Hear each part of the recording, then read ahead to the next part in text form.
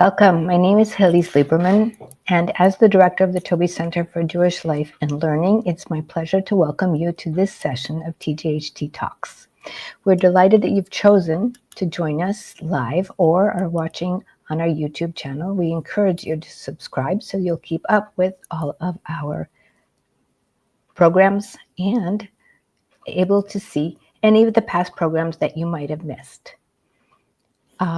Like to start by welcome you again and to tell you a little bit about what today's program is going to be and what we might expect and how you will be able to join in the conversation. If you have a comment, but preferably a question, we ask that you put it in the comment section on the side of your screen. And I don't know if we'll be able to get to it. We expect a 50-minute conversation among our guest experts here tonight, and afterwards it will be followed by a question and answer period. I've already noted in the comment section that many of you have connections to Warsaw, and in our follow-up email we will be glad to share with you the contact information for our guest experts who are with us tonight. So to our experts, thank you for joining us. I'm happy to welcome Witold Wrzynski, Katarzyna Persson, and Franciszek Bojanski, friends and colleagues who are devoting and so far have devoted their lives to preserving and promoting Polish Jewish heritage. Often, I'm sure their personal lives have been devoted to that as well. And we welcome them as experts from different perspectives as we take a look, as we enter the portal of the Okopowa Jewish Cemetery here in Warsaw. We decided to offer this session because of the fact that it is probably one of the most ideal portals to share and to explore and to discover both the triumphs and the challenges of pre-war Jewish life.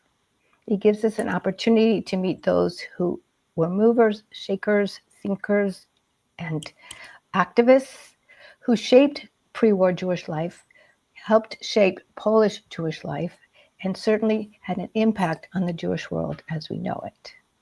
So without further ado, I would like to ask Vitek, as the director of the Okopowa Jewish Cemetery and a member of the board of the Jewish community here in Warsaw, to tell us about Okopowa and what it means, its significance, and what it means to us both here in Poland and around the world. Vitek. Thank you so much. And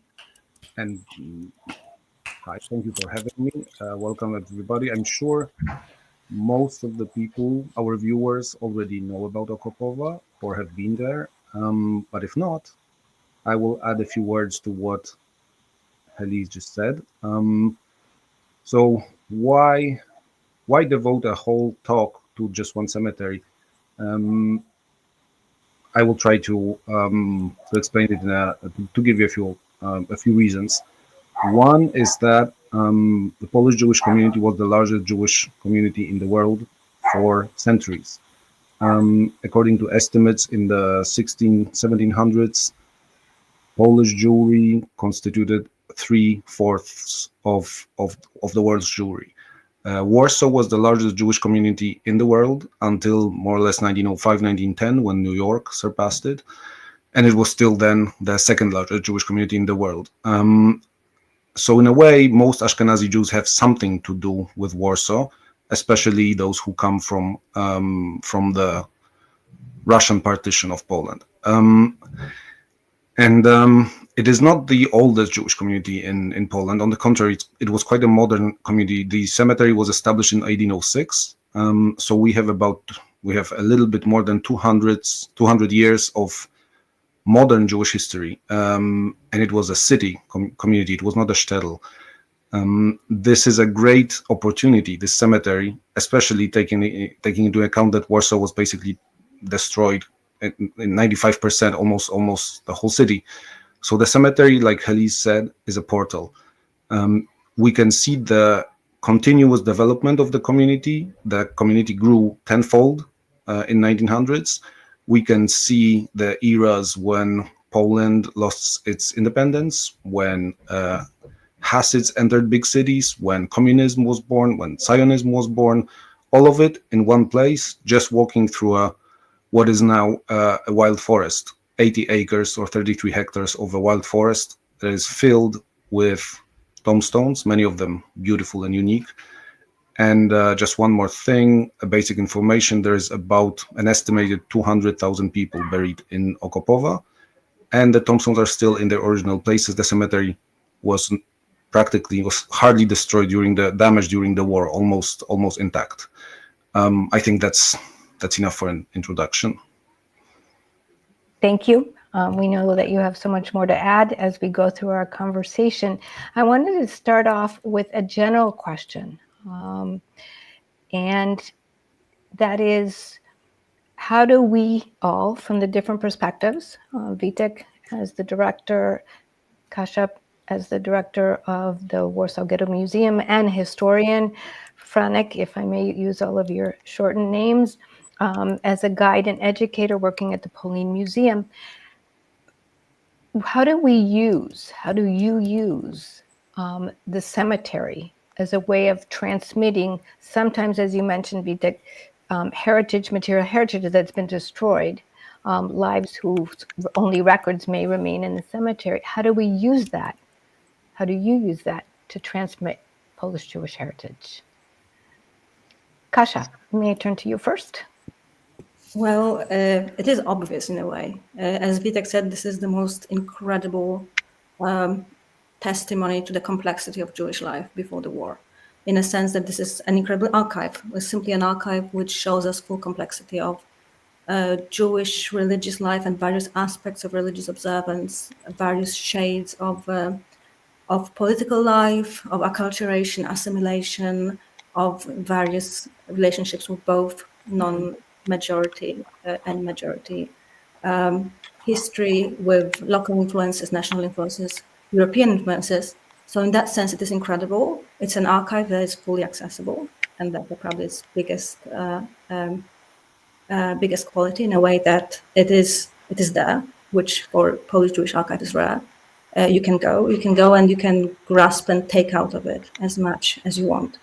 But at the same time, it is fully inaccessible, meaning that there's, I think, rarely anyone who has enough linguistic, cultural, historical skills, knowledge of power relations, of power shifts, of individual life stories and stories of individual families, so they can fully grasp what's happening there and fully understand that. So in that sense, it's an archive which I think really faces us with our own limitations, and there's nothing more and better we could ask for as a historian. So as a historian, it's something that really makes you question what you know, and makes you question whether you are able or ever will be able to describe this community. So I think this is really the main value of it as a historical source. Kasia, thank you. Thank you for that image of a living archive, which is accessible as much as we can, not with our knowledge. All of you have different pieces of that knowledge, but it's material, and you can touch it, right? And you can trace it, and it becomes as tangible as it can be. And then perhaps we can find out, for those who are less well known of the people buried there, who these people were and what were the lives that they led. Franek. Yeah, so I would mention two reasons. So the first one is that as Kasia and Vitek mentioned, it's a very physical, tangible place. It's contrary to the rest of the city. You can actually see something there. So very often when I take people on tours of Warsaw, when they visit the museum, what they see are photos of different places around the city that don't exist anymore. And honestly, I could be showing them places from different countries, from different cities than Warsaw, and it will be very hard for some people to notice the difference, because you see nothing that the actual place and the photo have in common. So when you go to Okopowa, it's not only about photos, it's not only about showing things on your iPad or printed out photos. It's about seeing something that exists, and I think it means that it all happened. Those people were really alive one day, and they lived here in this city. The other reason is that one of the things that we do at the museum is we try to reconnect with people who left the country many years, actually sometimes even centuries ago, and for some reasons, because of their personal stories, sometimes very difficult ones, they want to reconnect with the old country. So we want to assist them with that. Our mission is to assist with people who are descendants of Polish Jews around the globe, and many of them have relatives or ancestors buried at the cemetery. So it's thrilling, exciting. Sometimes it's just very emotional to see people coming to Poland, visiting the museum, and then going to the cemetery to see graves of their families. And you know, it's a huge cemetery, as Vitek said. Without the support and without the involvement of people who are descendants of people buried at the cemetery, you know, it will be very hard to maintain the cemetery. So if among you are people whose, you know, the ancestors are buried here, please join us in maintaining this amazing cemetery that is so crucial in understanding the history of Polish Jews. Thank you, Franek. Thank you, all of you, for addressing that question in terms of how we use it and how we engage visitors in coming to see it. Those obviously who have roots here, well, sometimes they know what they're looking for. Others come and they're quite surprised, pleasantly so, as they put together their own backstories, their own histories of their families. And to look at it as we do, as a kind of archive, but it's a living archive. And I just want to ask Vitek, cemeteries are a Beit Chaim, a house of life, and the cemetery is a living cemetery. Can you explain a little bit about the most recent part of it that is now reflective of the Jewish community in the last 30 years before we move on?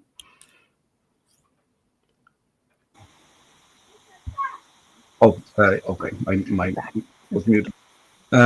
Sure. That's actually something I like to focus on also when I tour the cemetery with groups. Mm-hmm. I like to show through the cemetery the continuity of Jewish culture, the elements that were there 200 years ago and are still now, the validity of what we see there through inscriptions, through the art, and also through talking about my own family being buried there before the war and after the war, and how the cemetery is important now to the Jewish community of Warsaw. It's in continuous use, even after the war. There was no stop, and right now we have a part of the cemetery that is being used for burials of basically anybody who meets the halakhic criteria. The cemetery belongs to the community. It is overseen by Rabbi Shudrik and the Rabbinical Commission for Jewish Cemeteries in Poland. So it's a continuation, even though the community is much smaller. The tensions are similar concerning the art, concerning the burial techniques, if we should bring flowers or not. I like to mention the fact that already in the Talmud, in Mishnah, it says you should not put olive branches and plants on tombstones like pagans do. So already back then, somebody was doing it, because otherwise they wouldn't have to prohibit it. And it's similar now. We all know we shouldn't do it, but there's always somewhere a flower or two put on a grave. So it seems that centuries, millennia are passing, and there are still some elements of our culture that are continued, and we can see it in a great way through the cemetery, just walking through it. So I also like to underline that this is not only a place where we visit the dead. To us, to the Jewish community of Warsaw, this is the only place that we can visit to see our culture, to interact with it in a way, to reinforce our identity, to see who we are, where we come from. There's no other place in Warsaw where we can do it. Thank you, Vitek. And while we have you, I asked each of our participants, our experts, to choose 3 people from the cemetery that they wanted to share with you. We will ask them to introduce them and also tell us why this person should be known to us. So Vitek, while I have you, please. Sure. So the 3 people I have picked to me are, first of all, these are people who are not that often visited, but I think are very important to, they nicely showcase some of the important moments and decisions of Warsaw Jews throughout decades. First of them is Temerel Sonnenberg, also known as Temerel Bergson. Temerel is Tamar, but in a diminutive way. You can see now her tombstone, recently renovated by the Foundation for the Cultural Heritage with Polish government money. And she's interesting because she is a member of a family that was one of the most important families in Poland, not only in the Jewish world, at the break of centuries, the end of 1700s and the beginning of 1800s, which is a key moment in the history of Poland. Poland loses independence, gets erased from the map as an independent country, and there are various coping strategies for that, also for Jews. Her mother-in-law was Judyta Zbytkower, who was known as the first, basically the first female, the first businesswoman in this area. She inherited an incredible wealth after her husband Shmuel Zbytkower, who was known as the wealthiest person in the whole Polish kingdom. They were very close to the last Polish king. They were supporting the army with their finances, and at some point when he passes away, his wife Judyta takes over. Turns out to be even more successful, and their son, well, his son Berek Sonnenberg, who has a beautiful, very unusual mausoleum at the cemetery, visited by everybody.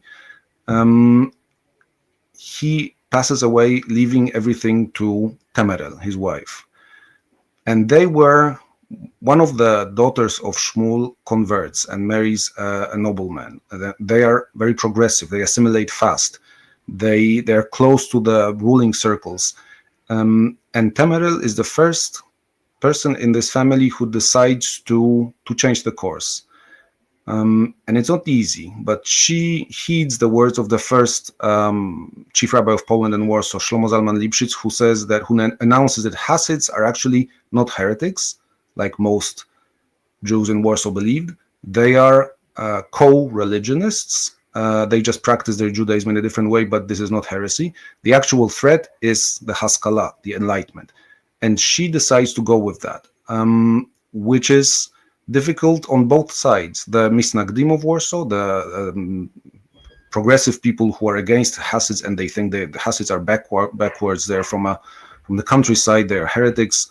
That this is some kind of folk Judaism. They call her the Hasida of Warsaw, which is mean. There were no Hasids in Warsaw back then, so they call her the only Hasid of Warsaw, a very wealthy lady from the elites. But also Hasids are not that happy that she decides to support them financially, to protect them, to invite them to Warsaw. Some of them are willing to work with her, but for example, the Gur dynasty from Góra Kalwaria, they reject her help. They don't want to have to do anything with her.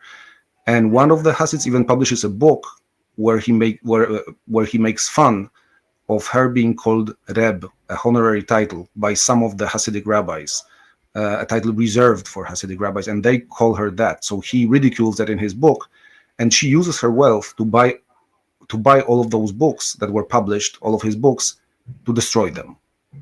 So she still uses her influence to fight that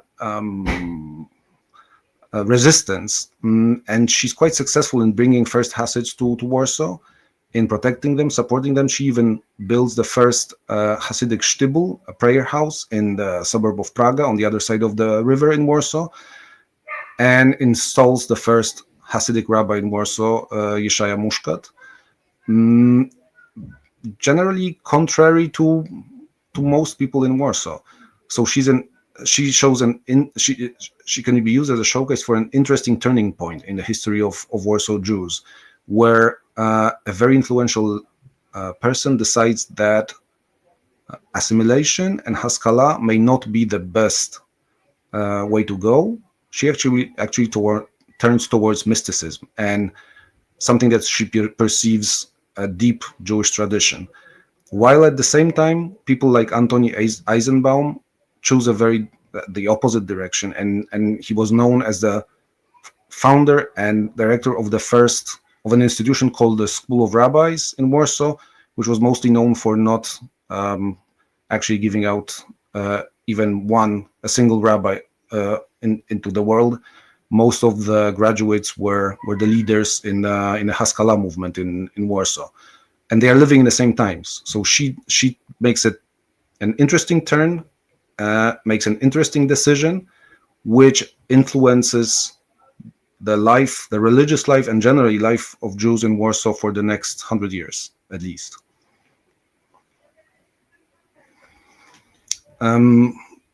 I can move on to the next person, unless we are supposed to talk about one person each in turns. What do you think? Well, I think that maybe we might want to hear from our other panelists to sort of sprinkle it through and keep the conversation going as your colleagues. So, Kasia, who would you like to introduce us to? Okay, I have a very uncontroversial and obvious choice. The first one, the other two are better. So my first choice is Meir Balaban, who is an obvious choice in a sense that he's who we all came from. He's the founder and the first leader and of Polish Jewish historiography, a brilliant historian and a teacher. He was born in 1877 in Lwów.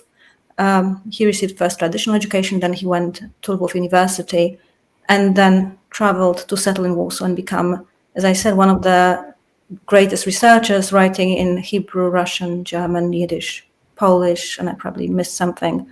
Hundreds of works, mainly dealing with local Jewish communities and local Jewish histories, but most famously with history of Jews in Galicia and Kraków, and also a teacher and a brilliant educator, a teacher of a whole generation of most illustrious Polish Jewish historians in two key places in the Institute of Judaic Studies, Jewish Studies, so Instytut Nauk Judaistycznych, and also Warsaw University, where he held the first chair in Polish Jewish history. And he then ends his life in the Warsaw Ghetto. He works till the very end and dies in December 1942. So that's briefly and very briefly his life. But I chose him for two reasons. The first one, which I already mentioned, is that we can't really speak about Polish Jewish history and without Meir Balaban. He's where it all comes from. And if we are to fully understand Okopowa, and I think read it correctly as well, we cannot do it without basing it on his lessons and his research. And secondly, and it's also both emotional and historical, is that he comes from Galicia. He's a member of a whole wave of educators, journalists, intellectuals, scientists who come at that point from that place and who are drawn to Warsaw as intellectual, cultural, scientific center. And they are preceded and then followed by waves of others who all, like him, end the lives and in Warsaw and who are then forming the community of Okopowa. And among them are those who die in the Warsaw Ghetto, so deportees and refugees who are buried namelessly in grave pits and who equally to him are newcomers to Warsaw and equally to him are forming the Warsaw Jewish community. And up to this day, as Witek said, this is a living cemetery, and you have still people who are migrants, who are ending their life, and who are also buried there. So I think in that sense, he's not only a great historian, but he also shows us by his example how incredibly complex, layered, and dynamic this community is, and how dependent it is on those who come from the outside. Kasia, thank you for adding these dimension and introducing us to Balaban. Franek, who have you chosen, and what is she bringing to our story? Sure. So we are basically, for those of you who know the topography of the cemetery, and for those of you who will come one day, you will see that we will be actually staying in more or less the same part of the cemetery, and I'd like to take you to a grave not so far from Meyer Bauerban, which is a grave of Ludwig Zamenhof. So you'll soon see a photo of the grave, and then we'll see also, actually, we see not the grave, but the person himself. So, and the grave, here it comes. When you come to this grave, you can see something that is really important for his life, because you see a green star, which is the symbol of a movement that Ludwig Zamenhof created, which was not, as I say, it was a movement. It was not merely a language, something more than that. And the language was an important part of the movement, the center of the movement, and hence the letter E in the center of the star. E stands for Esperanto, which was the main achievement and creation of Ludwig Zamenhof. Ludwig Zamenhof wasn't born in Warsaw. He was born in Białystok. So when you go to Białystok, you can actually see, a lot of things connected with Zamenhof, as he was living there for a while. He came to Warsaw, and from the very beginning of his stay in Warsaw, actually even when he was living in Białystok, he encountered something that was very typical for those lands. And Kasia touched on that in the very beginning, that the lands of Poland were always very complex in terms of languages. You have to know a lot of languages to understand the cemetery of Okopowa. And already back then, Zamenhof knew that.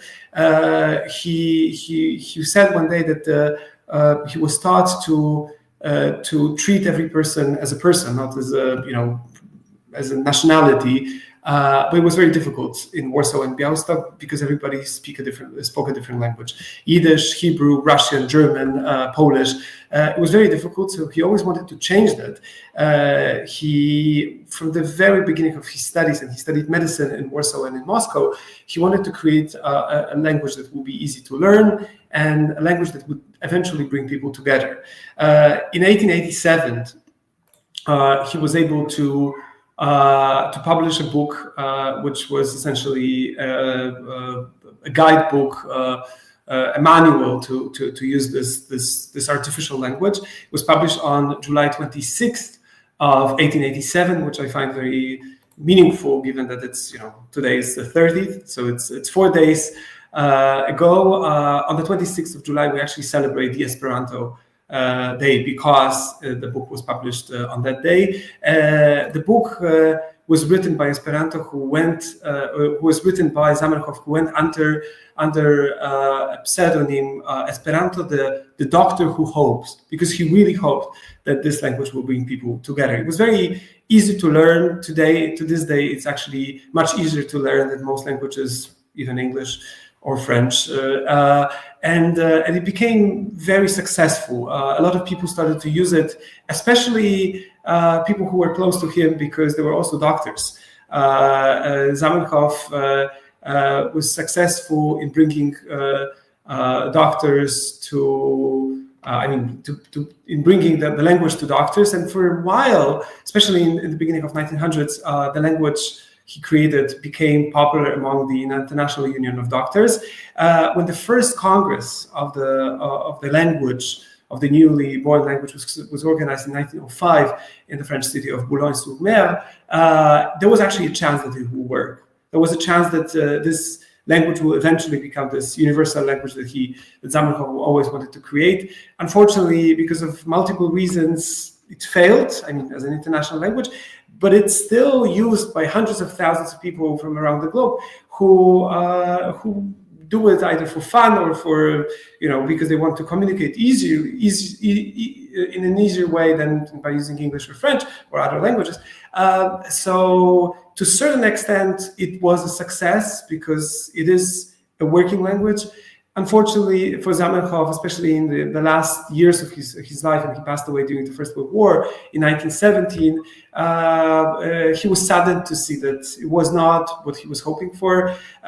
One of the reasons given by people who studied his life was that he went from creating a language to creating a universal sort of a religion that will bring people together. And for some people, also among the Jewish community, that was too much.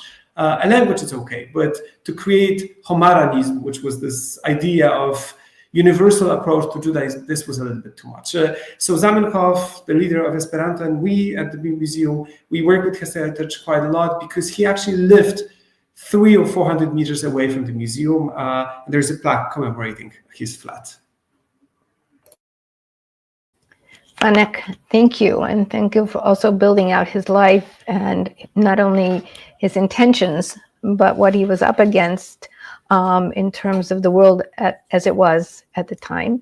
And thank you for bringing out the point that in this place of many languages, as you've all alluded to, and the progression of languages and who's using it, and to see that there's someone here who tried to unify everyone, even in his death.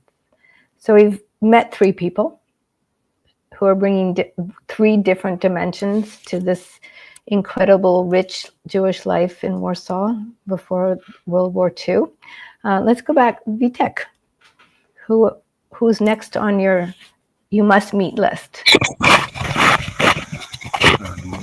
Okay, so for the next round, I picked one of the Hasidic rabbis whose coming to Warsaw was made possible through the work of Temerel that I spoke about before.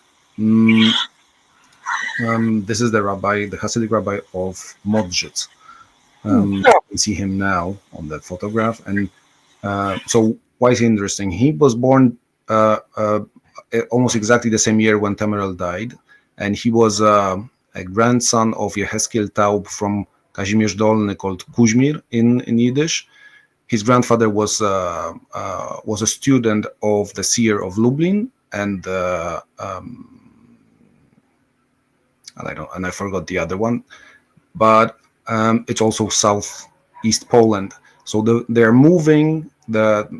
Every generation moving towards Poland from southeast, and he's the first one to base his Hasidic court really close to Warsaw in Dęblin, in a little village near Dęblin that is called Modrzec. It doesn't exist anymore. It has been swallowed by Dęblin, but from that name, a whole dynasty began that exists today and is famous for their songs for the Shabbat. They've already composed altogether in 5 or 6 generations over 2,000 songs, many of them famous nigunim.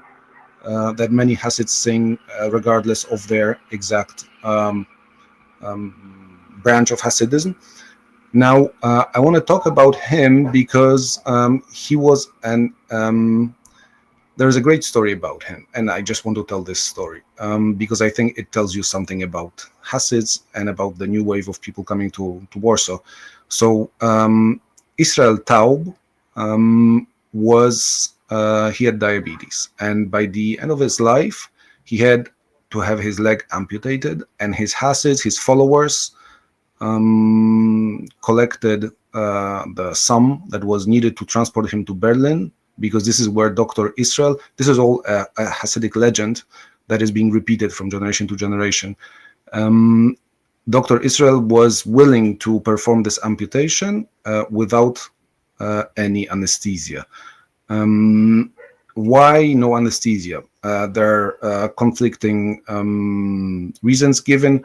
One is that his heart was too weak. The other was that he was afraid that it breaks the laws of Judaism, that it's not kosher. Anyway, they did it. He had his leg amputated without any anesthesia, and he kept looking through the window, looking at the roofs of Berlin, thinking of the roofs of Jerusalem, thinking of specific quotes from the Tanakh, from the Torah, and composed his most complicated nigun ever. And this is the most complicated, most complex nigun in the history of Jewish music. It's written for 12 voices, a harmony, and it lasts half an hour. And he composed it all in his head while getting his leg amputated, and then wrote it down without really knowing the traditional noting system. The song has been remembered. It's being performed for every Yortzeit, or Yom Chilula, that the anniversary of his death in the Jewish calendar. Once I saw it performed at the Ohel at the cemetery, and it was haunting. It was incredible.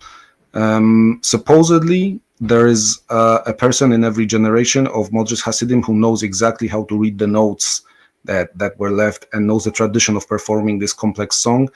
Actually, if you look well, but I'm afraid you have to use the Hebrew alphabet, you can find a recording on YouTube. It's a very solemn. Well, you can imagine what you compose when your leg is being amputated. It's not a happy song, but it's called Eskera Hagadol, and the dynasty, as I said, is alive. They are now based in Bnei Brak, but also in America, and their songs are sung everywhere. And he chose, for his place of burial, he chose Warsaw as like 40 other Hasidic rabbis, as the center of Jewish life, as a place where a Hasidic rabbi just should be buried because of the splendor, prestige, the importance. And he's being visited all the time. I mean, his mausoleum. Thank you, Witek, for this, and also sharing the story, invoking the time, but also he as a human being and as a rabbi of this particular dynasty. And many of us will run to find this nigun, or at least a rendition of it, I'm sure. So here we have several people. We will gather some more, but I think already we're getting this sort of an array of the personalities and the contributions.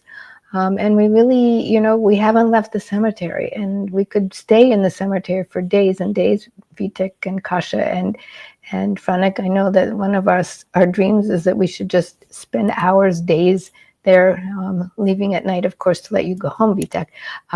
But the exploration seems, even topographically, never to end. So, Kasia, we've met Mayor Balaban, who I understand was the father of Polish Jewish history in a way. Who's next? And now it's someone really interesting, and that's Felicja Czerniaków. Felicja Czerniaków, who, if we know her only for her husband.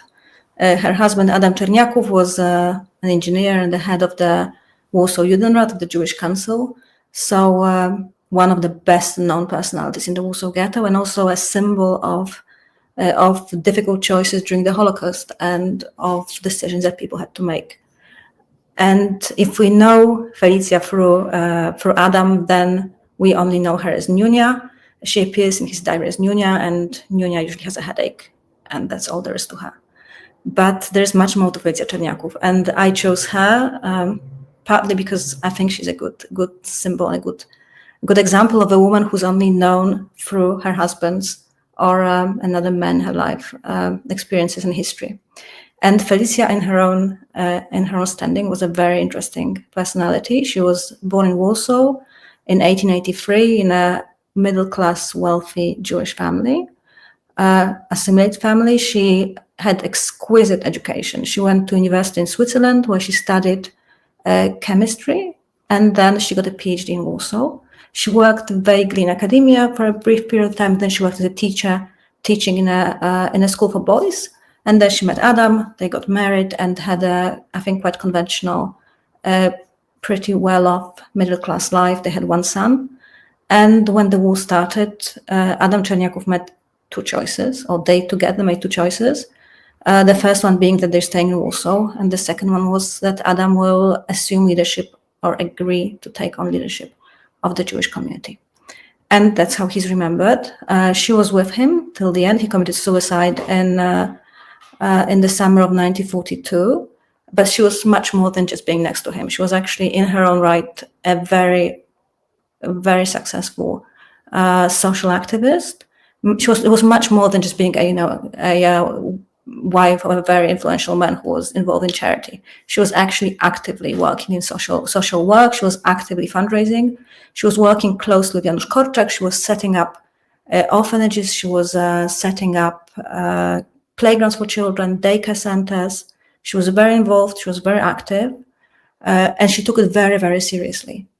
After Czerniaków committed suicide, she left the ghetto, and then the next time we see her, and that's probably how, if we remember her at all again, we remember her for that, is this lady in a black dress who is trying to safeguard her husband's memory, and who's also trying to safeguard his writings, his his diary from the Warsaw Ghetto. So this is how we remember her, and I would also like us to remember her differently, and I think it's very important. I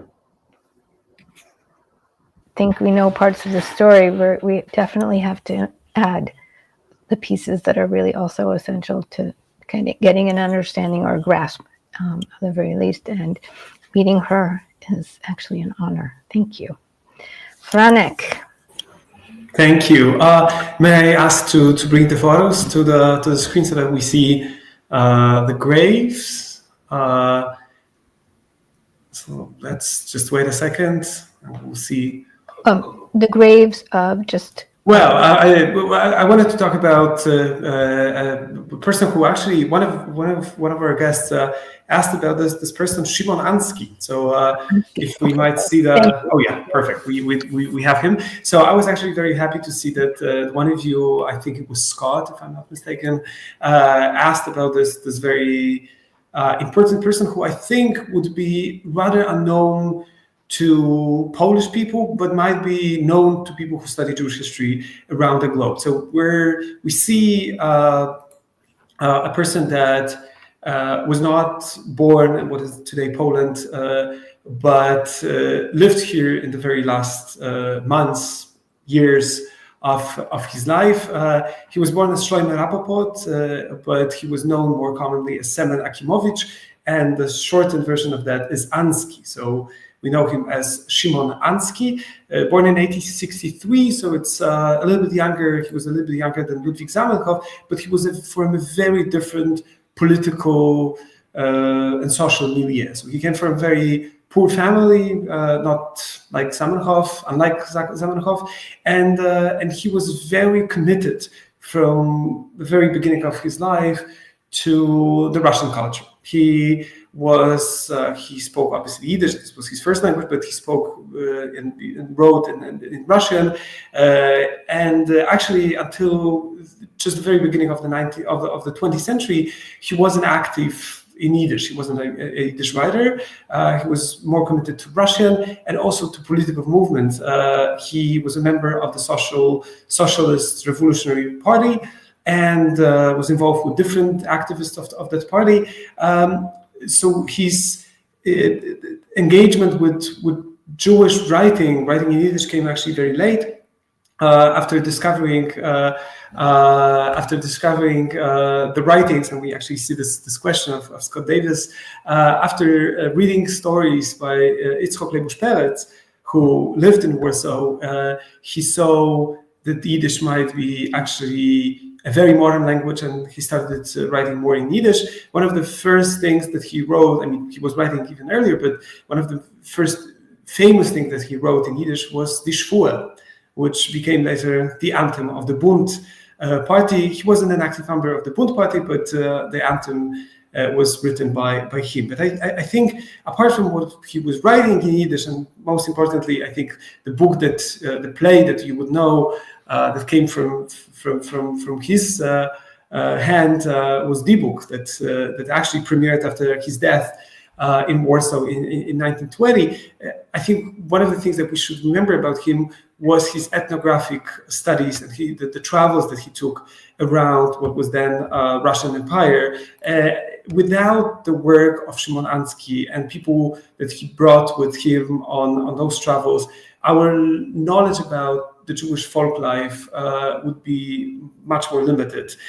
During travels that he took in summers of 1912, 13 and 1914, so just before the First World War, they gathered 2,000 photographs, 1,800 folk texts, 1,500 folk songs, 1,000 melodies, manuscripts, documents. This was an extraordinary collection, and some of those documents are still kept in Russia and St. Petersburg and in Ukraine.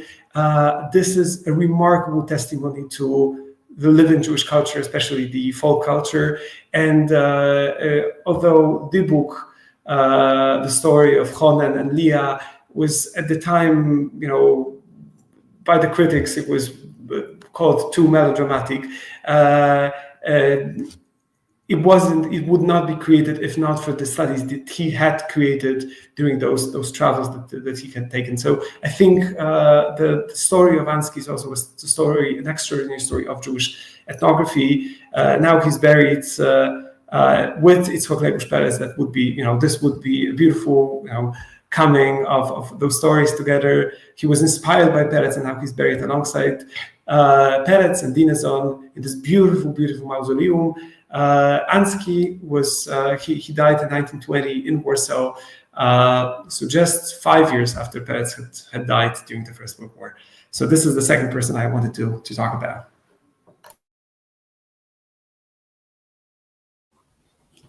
Franek, thank you. I mean, I keep saying thank you, but I really mean that all of you so far are bringing up so many different threads and different possibilities in terms of religion, culture, ethnography, history.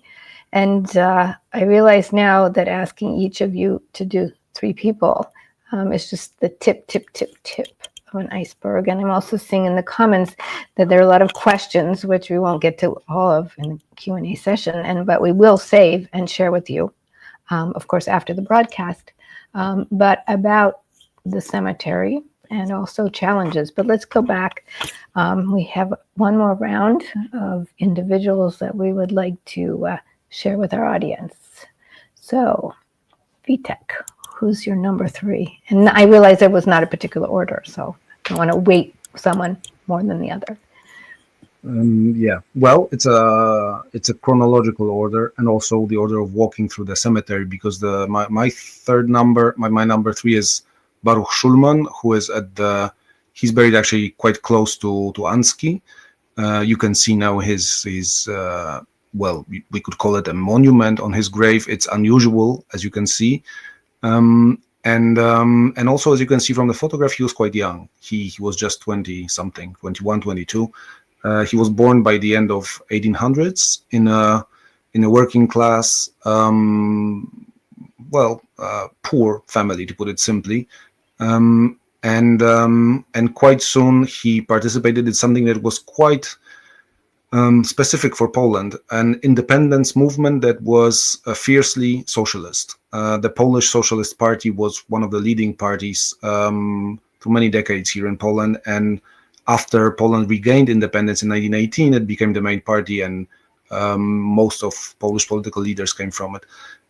So he participated in the actions of that party, and right away he was put in prison by the Russians for 3 months for that. And that only radicalized him.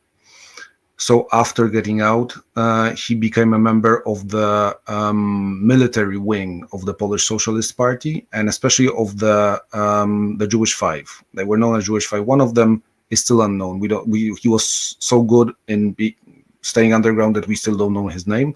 4 others also came from the working class strata of society. And they fought at the same time for getting rid of Russians and making Poland an independent country again, but also at the same time for the rights of the working class. So he's known and he's remembered for successfully assassinating the vice chief of Russian police in Warsaw, Nikolai Konstantinov, with the use of a bomb. And while escaping, he got shot. It was 1906 when it happened. The Russian police stole his body from the mortuary to disable people from honoring him the right way. And it took a long time before a burial was possible. As soon as people put a nice monument on his grave, it was destroyed by the Russian police, and the place was not marked for years until 1918, when the First World War ended and Poland was back on the map. And this man became quite soon known, remembered again, this time as a hero. This monument that you just saw on his grave was put there by the Polish administration in 1927. Streets were named after him. There is still one street named after, by the way, also renovated by the Foundation for Cultural Heritage with the funds of the Polish state. There's still one street named after him in Żerardów, Schulman Street, and he got awarded posthumously, obviously, in 1930, one of the highest Polish orders of merit. And then during communist times, he got forgotten again, as many of the fighters who fought for Polish independence from Russia. So it was only in recent years, especially after 1989 and now in 2000s, when he's being remembered again, and he's becoming a figure that symbolizes yet another way for Warsaw Jews to cope with the reality around them, different from the ones I mentioned before, different also from Zionism and communism, the most known ones. Yet another way. That's why I would pick him, because he shows you another layer of this complexity that is not really known that much about outside Poland. Thank you, Witek. Kasia. Okay, so my final person is another woman, and chronologically the youngest one, Luba Blumbielitzka, who was born in 1905. And I picked her because I was thinking about all the inscriptions that you have on women's graves of someone being pious or wise or charitable or caring. And Luba Blumbielitzka really is an epitome of caring, but I think a caring that is a bit different than we normally think about it. She was born in Vilna, as I said, in 1905, so at the beginning of 20th century. There she met Abrasha Blum, who was a leader, later became a leader of Bund, of Zukunft, and an important activist also in the Warsaw Ghetto, during the Warsaw Ghetto uprising as well. And she came from a very religious family. She was one of, I think, 1,000 children. Then she went to school. She studied nursing. She studied nursing in Warsaw, then went briefly abroad and became a nursing teacher. And this is really her life before the war, where she works as an instructor in a school. She goes up the ranks, reaching in possibly the worst possible time in August 1939 the position of the principal of a nursing school by a Jewish hospital. And she retains this position during the war and then in the Warsaw Ghetto. And that's where her caring changes, and she really becomes a true leader. She becomes a very strong personality, a very well-known personality, a woman who was known for her strict actions, for the ways in which she focused solely on her school and focused solely on shielding the girls in that school from the reality of ghetto life. And she did it even though they kept having lessons and then internships in the ghetto hospitals, so at the forefront of the horrors of ghetto life. Nonetheless, when they returned to school, it was a real school. It was a school which was very strict, where they had to pass exams, where they acted and they could still be young girls. So in that sense, she did something that was truly magnificent, truly remarkable.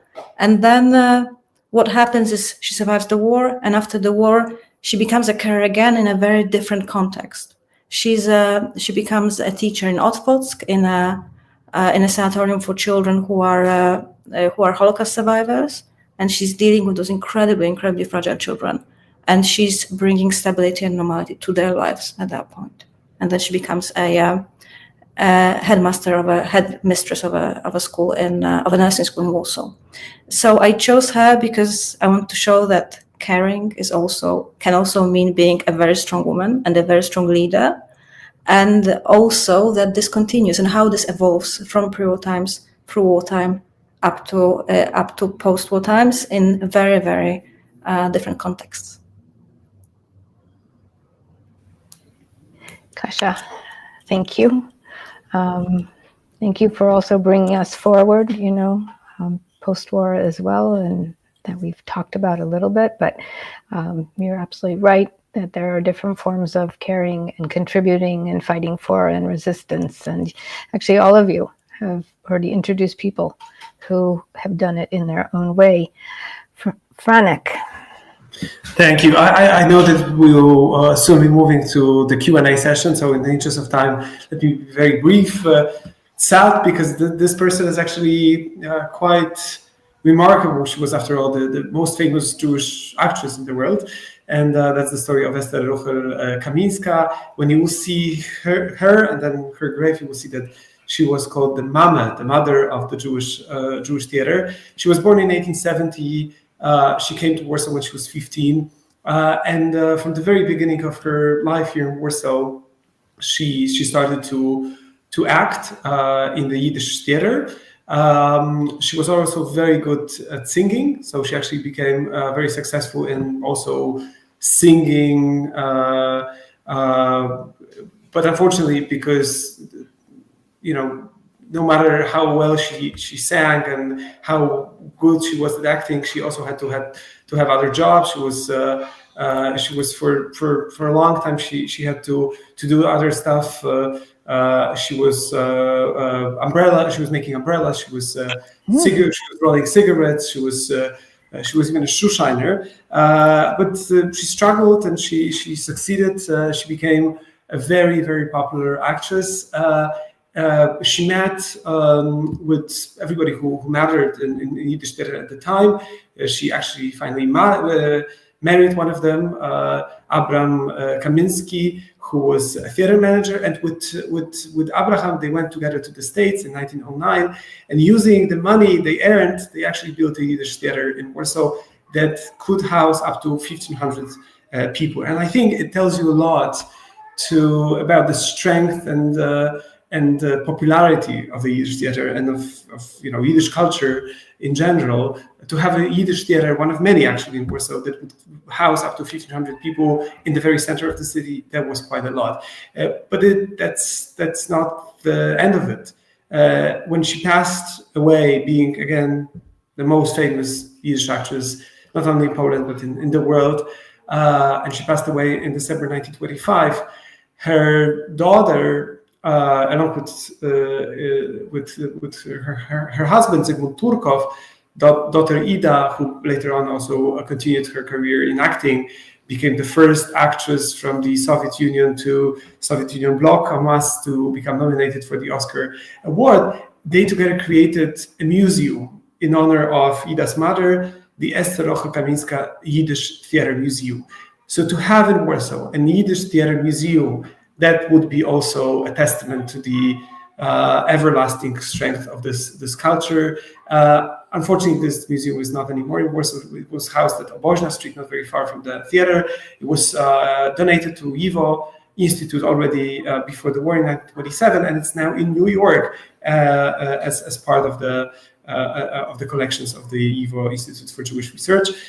Great that we have those documents. Unfortunately, far away from Warsaw. Esther Rochel Kaminska was indeed the mother, and this family was a very prominent family. Ida also continued her career in acting, and she left Poland in 1968, going to the States where she passed away. So that's the story of, I think, the last person for today. And isn't it the time for Q&A, Elise? It is the time for Q&A. And then before we go to try to address some of those questions, first of all, again, thank each of you and all of you collectively, introducing the cemeteries for the people who are buried there, which is the essence, of course, of the cemetery, and all of the other issues. And I want to thank all of the people who've commented. There are people, Vitek, who are going to write to you about their families. Kasia, there are people who are interested in what is the Ghetto Memorial, the Warsaw Ghetto Museum, and how does it connect? And of course, Franek, people have questions more about your stories, and also about Pauline, and how these institutions create both heritage and preservation and promotion, a kind of constellation. Some of the questions which I think we will address in a future iteration of the show of TJHTalks will be about the challenges of maintaining and sustaining not only Okopowa, but the other 1,200 to 1,400 Jewish cemeteries in Poland. I think that Franek's request from the beginning, if you have roots in Poland, if you have roots in Warsaw, your support would be most welcome. So let's go very quickly to the question and answer. And let's see what we have.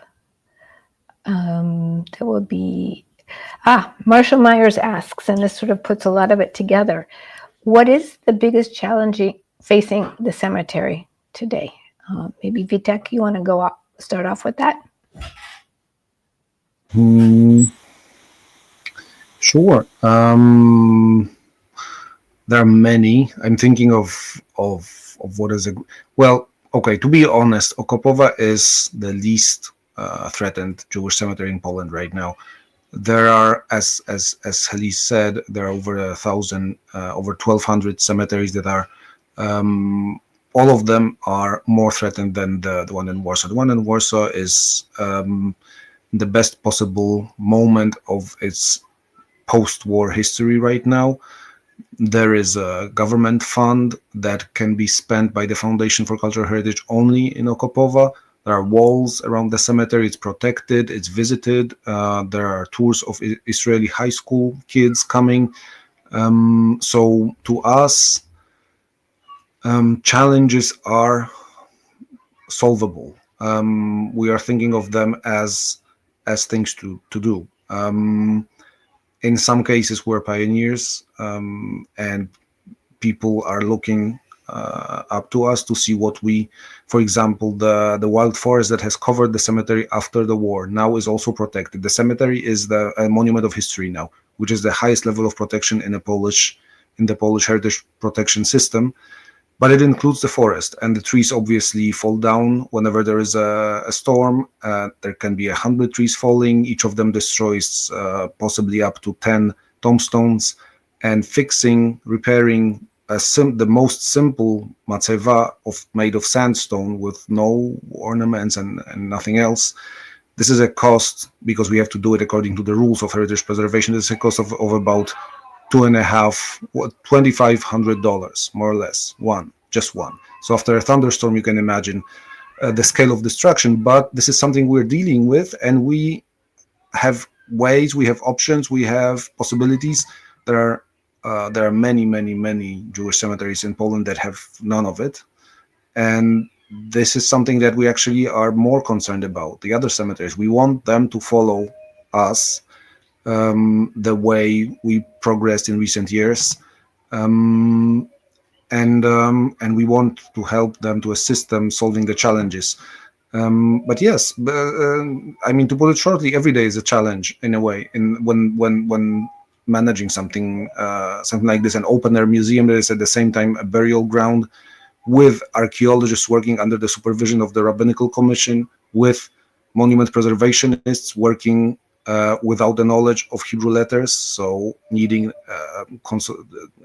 counseling all the time, and with new monuments being put there, because we have a lot of areas where we put new monuments for example, for the Onek Shabbat movement, the Ringelblum, Emanuel Ringelblum's movement of historians from the era of the ghetto. They were commemorated for the first time as people in the cemetery recently by the Association of the Jewish Historical Institute. So there's a lot going on, and it's mostly, the biggest challenge is to synchronize that, to put it all together in a way that works well for the cemetery and for people buried there. But as I said, this is the least threatened Jewish cemetery in Poland now.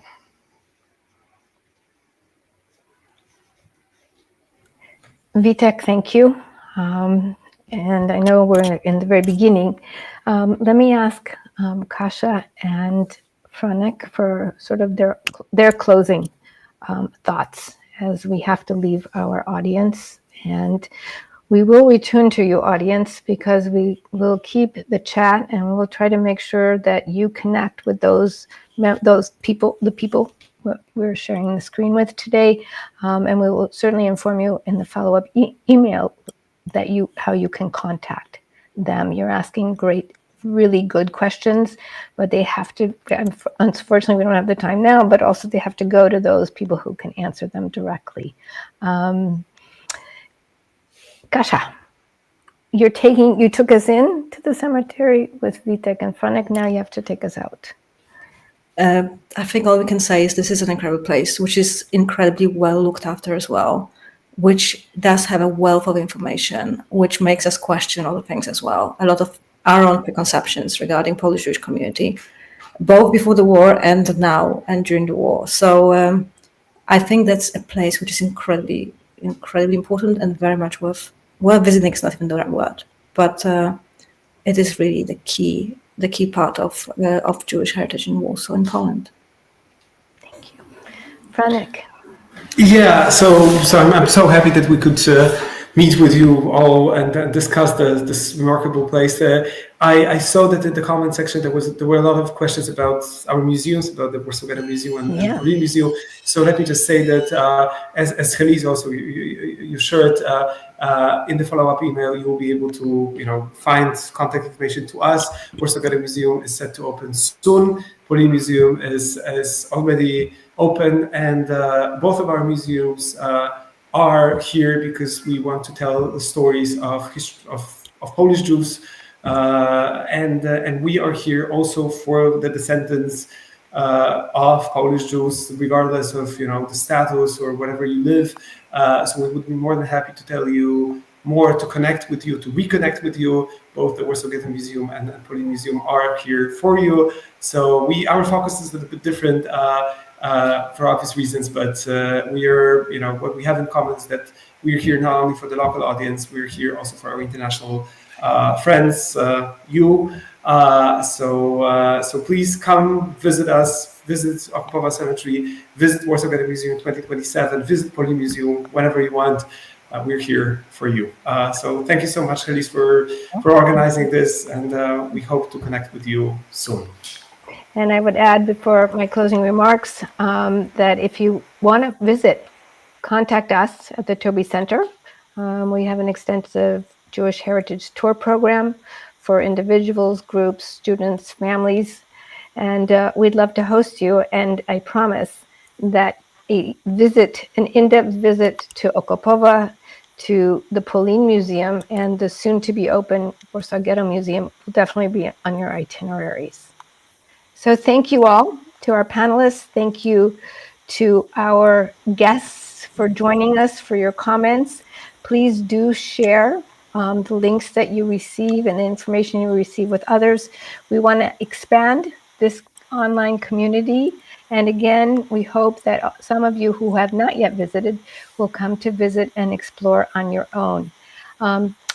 As a token of our appreciation for your joining us today, we're excited to offer you an exclusive opportunity to purchase a digital copy of our most popular publication, 1,000 Years of Jewish Life in Poland, a timeline, plus a field guide to a Polish city of your choice, Warsaw, Krakow, Łódź, or Lublin, for just $9.99. And this information too will be included in your email. A sort of a promotion piece. Please join us on August 20th. It's a Wednesday again for the next TJHTalks session, Transmitting the Spirit and Memory of Solidarity, moderated by Shana Penn, the author of Solidarity's Secret, The Women Who Defeated Communism in Poland. Kudos to our staff who make the program possible, Jacob Wishak and Kaya Sicek. They too join me in thanking all of you. If you support us, we are grateful. And if you would like to support us, as this program is solely funded by you, please do make a contribution. All this information, again, will be in the follow-up email. As we say, as it is evening here, dobranoc, good night, Laila Tov, and we'll see you on August 20th. Thank you. Bye. Thank you.